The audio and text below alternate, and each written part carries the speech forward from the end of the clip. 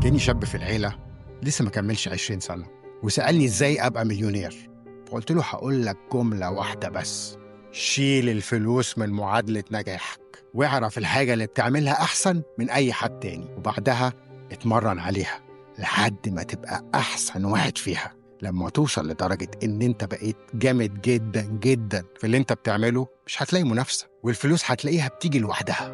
الغني مش بيدور على الفلوس، الغني هو اللي بيبقى أفضل من كل الناس في مجاله، لأنه بيعرف إن الفلوس هي اللي هتدور عليه. لما تشوف حاجة ببلاش، اسأل نفسك سؤال واحد بس: هو مين اللي دفع الثمن؟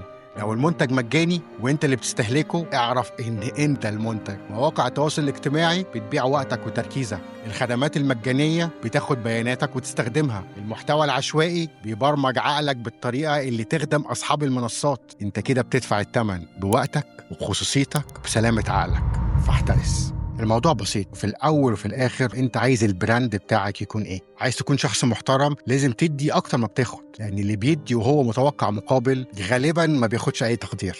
ولازم تحافظ على كلمتك وما تبالغش في الوعود، لأن الوعود بالأفعال مش بالأقوال، وكل حاجة بتحصل في الواقع بتبتدي الأول بفكرة. فبالتالي أي فكرة موجودة في جوه دماغك هتفضل جوه دماغك مجرد فكرة، وعشان الفكرة دي تتحقق لازم تبتدي تظهرها للعالم. ايه هي اول خطوة ان انت تعمل كده؟ مجرد انك تكتب الفكرة على ورقة او حتى تقولها بصوت عالي، ده بيخلي العجلة تتحرك، وده معناه ان هي بدأت تاخد شكل جديد وبدأت تتحول من مجرد خيال لحاجة ممكنة. في ناس بيحبوا يكتبوا افكارهم، وفي ناس بتحب ان هي تشارك افكارها مع الناس القريبين منهم من اهل الثقة. ممكن نقول ان دي حاجة صغيرة ومش هتفرق، بس الحقيقة لو عايز تحقق امنية لازم تستحضر حالتها، يعني تحب الفكرة، تعيشها، تتخيلها وتحسها كأنها حصلت بجد.